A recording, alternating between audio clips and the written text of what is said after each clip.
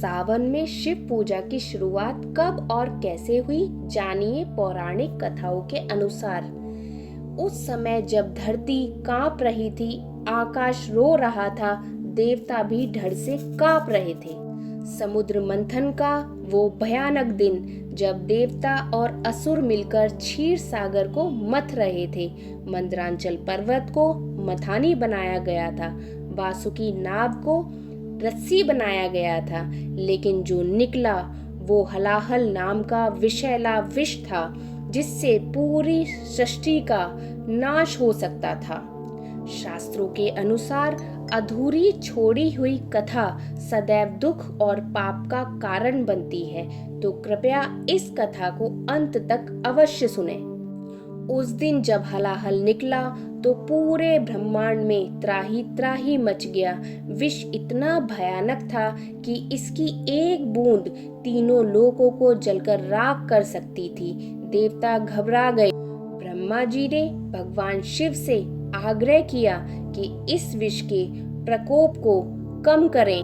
भगवान विष्णु ने कहा कि इस विष के अभिशाप से सिर्फ भगवान शिव ही बचा सकते हैं। संपूर्ण ब्रह्मांड को इस प्रकोप से बचाने के लिए भगवान शिव ने इस विष को पीने का निर्णय लिया। तब पार्वती माता को इस निर्णय का पता चला तो उनकी आंखों से आंसू बहने लगे। वे बोली, हे भगवान, मैं इस विष को आपको नहीं पीने दूंगी। शिव जी ने पार्वती जी को समझाया कि अगर मैं इस विष का पान नहीं करूंगा तो पूरे संसार में त्राही त्राही मच जाएगी और सृष्टि का विनाश हो जाएगा। तब पार्वती माँ ने अपने पति के महान उद्देश्य को समझा और कहा कि जब आप इस विष का पान करेंगे तो मैं आपके गले के नीचे हाथ रख लूंगी, ताकि विष का प्रभाव आपके पूरे शरीर को प्रभावित ना करे।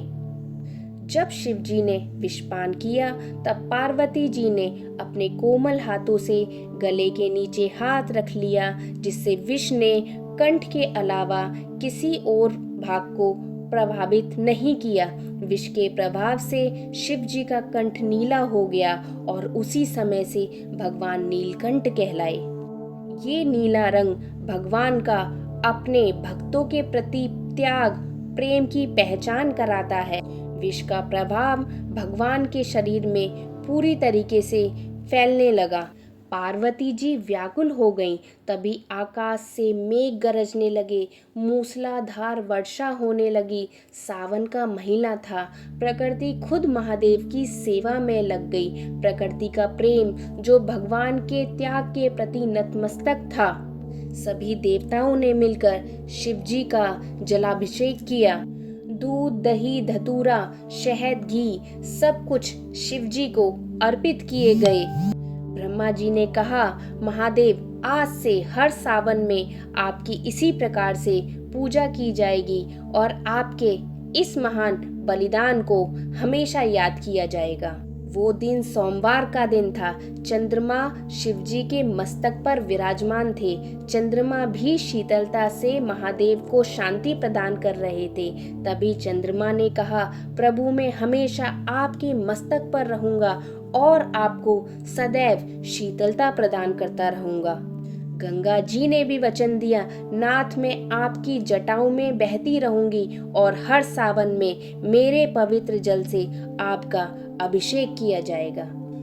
कावड़ की यात्रा केवल धार्मिक क्रिया नहीं है, बल्कि उस महान बलिदान को याद दिलाती है जो शिव जी ने सृष्टि को बचाने के लिए किया।